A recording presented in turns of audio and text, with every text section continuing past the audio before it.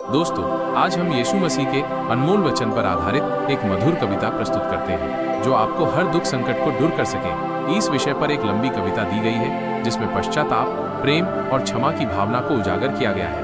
तो चलिए शुरू करते हैं, लेकिन इससे पहले कृपया आप हमारे YouTube चैनल को सब्सक्राइब करें। धन्यवाद। जय यीशु। बाबुल का गुम्मट और भाषाओं का भ्रम। शुरुआत में पूरी पृथ्वी पर केवल एक ही भाषा और एक ही बोली थी। लोग पूर्व की ओर बढ़ते हुए शिनार देश के एक मैदान में पहुंचे और वहीं बस गए। उन्होंने आपस में सलाह की कि वे ईंटें बनाकर अच्छी तरह से पकाएं और पत्थरों के स्थान पर ईंटों का और चूने के स्थान पर मिट्टी के गारे का उपयोग करें। इसके बाद उन्होंने एक नगर और एक विशाल गुम्बद बनाने का फैसला किया जिसकी चोटी आकाश तक पहुंचे। उनका उद्देश्य अपना नाम रोशन करना था ताकि वे पूरी पृथ्वी पर फैल न जाए। जब लोग नगर और गुम्बद बनाने लगे तब यहोवा ने उन्हें देखने के लिए नीचे उतरकर देखा। यहोवा ने कहा कि सभी लोग एक ही समूह के हैं और उनकी भाषा भी एक ही है।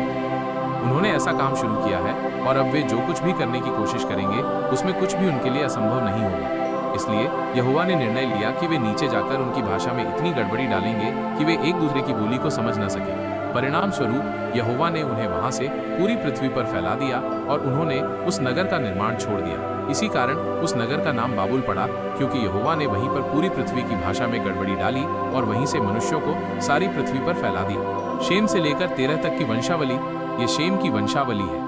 शेम जल प्रलय के 2 साल बाद जब शेम 100 साल का हुआ तब उसने अर्पक्षद को जन्म दिया। अर्पक्षद के जन्म के बाद शेम 500 साल और जीवित रहा और उसके और भी बेटे बेटियां हुई। जब अर्पक्षद 35 साल का हुआ तब उसने शेलह को जन्म दिया। शेलह के जन्म के बाद अर्पक्षद 403 साल और जीवित रहा और उसके और भी बेटे बेटियां हुई। जब शेलह 30 साल का हुआ तब उसने एबेर को जन्म दिया। एबेर के जन्म के बाद शेलह 403 साल और जीवित रहा और उसके और भी बेटे बेटियां हुई। जब एबेर 34 साल का हुआ तब उसने पेलेग को जन्म दिया। पेलेग के जन्म के बाद एबेर 430 साल और जीवित रहा और उसके और भी बेटे बेटियां हुई। जब पेलेग 30 साल का हुआ तब उसने रू को जन्म दिया। रू के जन्म के बाद पेलेग 209 साल और जीवित रहा और उसके और भी बेटे बेटियां हुई।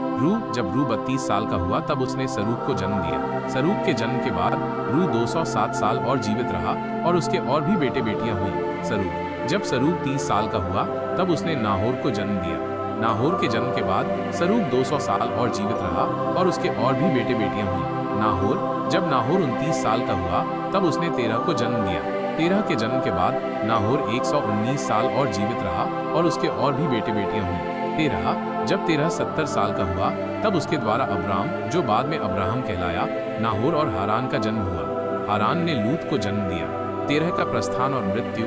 हारान अपने पिता तेरह के सामने ही कसदियों के ऊर नामक नगर में, जो उसकी जन्मभूमि थी, मर गया।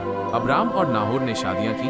अब्राम की पत्नी का नाम सारै था और नाहोर की पत्नी का नाम मिल्का था। मिल्का हारान की बेटी थी, जो मिल्का और यिस्का दोनों का पिता था। सारै बांझ थी और उसके कोई संतान नहीं हुई। तेरह ने अपने पुत्र अब्राम, अपने पोते लूत, जो हारान का पुत्र था, और अपनी बहू सारै, जो उसके पुत्र अब्राम की पत्नी थी, को लेकर कसदियों के ऊर नगर से कनान देश जाने के लिए प्रस्थान किया। लेकिन वे हारान नामक देश में पहुंचकर वहीं बस गए। जब तेरह 205 साल का हुआ तब वो। अगर आपको ये अनमोल वचन अच्छा लगे तो हमारे YouTube चैनल को सब्सक्राइब करें।